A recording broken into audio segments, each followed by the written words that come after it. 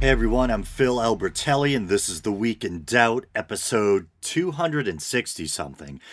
Remember that levitation episode I promised about 2 months ago? Well, here it is. Better late than never, I guess. Well, maybe, probably depends on the quality of the episode. We'll see. The impetus for this episode is twofold.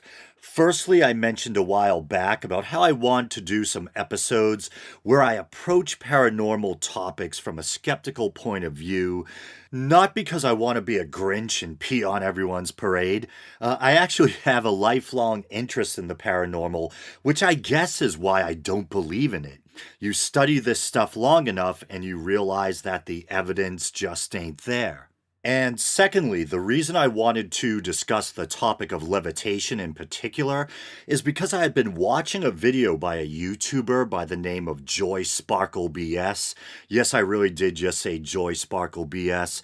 She had risen to prominence on YouTube by covering high profile controversies like the so called Daddy 5 saga.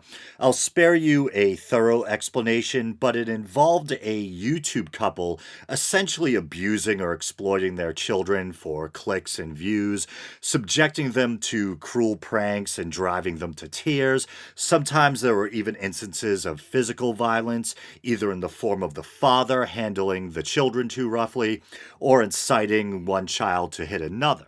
As Joy Sparkle was gaining notoriety, she began befriending other fairly popular YouTubers, including some members of the so called skeptic community. But eventually, a good portion of her audience, as well as a number of her peers, started to turn on her. It seems people had begun to tire of her constant coverage of the same YouTube topics, the Daddy 5 controversy, Onision, etc.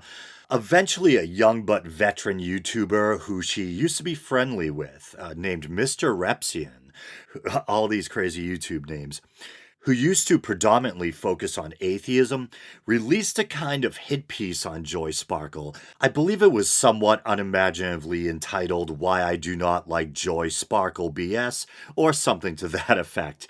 In it, he goes into her past, maybe about 10 years back or so, when she used to read tarot cards, sometimes for money, and I guess was into all sorts of new age healing and airy-fairy nonsense type of stuff.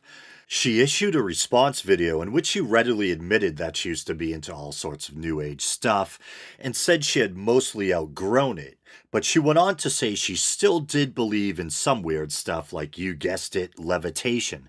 And I actually kind of liked Joy Sparkle and felt bad the way people seemed to be piling on her. I decided I did want to do a video challenging her claims about levitation, but I wanted to do so in a friendly, good natured way. And so here we are. And a final note on Joy Sparkle BS. You can tell she wasn't quote unquote well. She seemed to have a lot weighing on her and may even have been wrestling with some kind of mental or mood disorder. I'm obviously not a psychiatrist, but that's how it seemed to me. And finally, for better or worse, she quit YouTube. Her channel is no more. Will she return? Who knows? But enough with this lengthy preamble. So, is levitation bullshit? Well, the quick and honest answer is yes and no. Although there doesn't seem to be any good or compelling evidence for the existence of any kind of supernatural levitation, there are real scientific methods of levitation, which I'll discuss later. But first, we might as well tackle the supernatural claims. Most spiritual or religious traditions seem to contain some mention or examples of supposed levitation. In Hinduism, levitation is referred to as lagama, meaning lightness. Gurus who obtained mastery of a supernatural power or ability, referred to as a siddhi, or siddhis, plural, and that's Siddhi. Probably sounds like I'm saying the word siddhi. Are called siddhas. Levitation is among one of these supposed siddhi powers, and sometimes referred to as Dardura Siddhi, or the frog power. And speaking of that, I think I sound kind of like a frog tonight. Think the voice is a little deeper than usual, but I'll try to power through it. It's thought that levitation comes naturally to those progressing along the spiritual path, perhaps during the course of meditation or through the mastery of yoga. Revered Indian yogi Shirdi Sai Baba, or simply Sai Baba, who passed away during the first half of the 19th century, was said to have achieved mastery of levitation while sleeping. In 1936, Yogi Subhaya Palavar supposedly levitated for 4 minutes in front of a crowd of approximately 150 people. He seemed to be suspended cross-legged in the air, with his hand lightly resting on a cloth-covered stick or cane. He was most likely employing a now well-known trick. The stick, cane, or pole that the yogi or magician appears to be resting his hand on is connected to both a base and a chair-like structure. The chair portion is concealed by the person's flowing garments, creating the illusion that they are suspended in the air. In the 1970s, popular guru Maharishi Mahesh Yogi began his TM or Transcendental Meditation City program, a feature of which was the practice of so-called yogic flying. Yogic flying is broken into three progressive stages: hopping, floating, and flying. Apparently, yet not surprisingly, no one has yet to advance beyond the hopping stage. If you've ever seen yogic flying, that's exactly what it looks like, a kind of cross-legged hopping. There are even annual yogic flying contests in which participants vie to see who can hop the fastest and the farthest. Adherents claim the hopping is spontaneous, while skeptics understandably view it as no more than, well, hopping, using one's thigh muscles to propel one upward or forward. For your amusement and edification, I'll include video of yogic flying in the YouTube version of this episode. Siddhartha Gautama, the founder of Buddhism, an offshoot of Hinduism, is said to have walked or levitated cross-legged across a stream in order to convert a Brahmin. My regular listeners are probably somewhat aware of my fondness for Buddhism, but I really can't think of any other reason to continue to talk about it in this context, so we might as well move on to the Abrahamic faiths. In Judaism, the oldest of the Abrahamic faiths, levitation was thought possible by either magical or non-magical means. Achieving levitation through magic was looked on with disapproval because it involved bypassing God and directly ordering spirits to move objects, etc. Levitation through non-magical means was viewed much more positively and was thought to be accomplished by entering a pious state of mind characterized by love and obedience towards God. Baal Shem Tov, the 18th century Jewish mystic and rabbi, thought to be the founder of Hasidic Judaism, was supposedly able to snap his fingers, causing his chariot and horses to float in the air and move at great speeds. As for levitation in the Christian tradition, some have made the argument, although it seems like a bit of a stretch to me, that Jesus' walking on water in Matthew 14 could be considered an act of levitation. In the canonical Acts of the Apostles, the infamous character known as Simon Magus, or Simon the Magician, attempts to purchase the power to lay on hands from the apostles, but Peter rebukes him, saying, "Thy money perish with thee, because thou hast thought the gift of God may be purchased with money."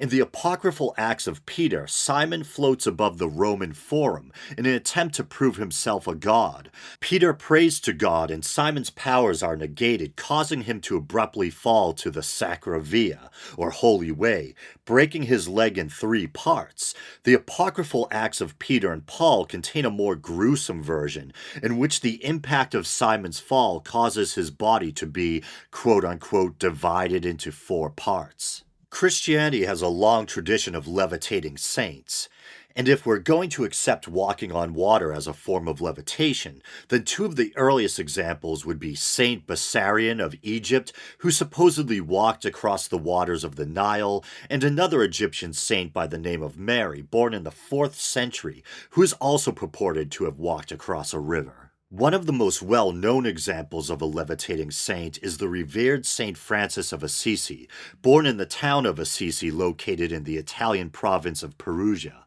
in the late 12th century. He was said to be able to levitate up to a height of 3 or 4 cubits. I think I almost said cuberts. One cubit being about the length spanning from the bottom of a human elbow to the tip of the middle finger. A more recent example is that of Padre Pio, a revered Catholic saint who passed away in 1961. Padre Pio is best known for his recurring or enduring stigmata, marks on the body often accompanied by pain and bleeding that correspond with the wounds of Christ. Maybe I should dedicate an episode to that.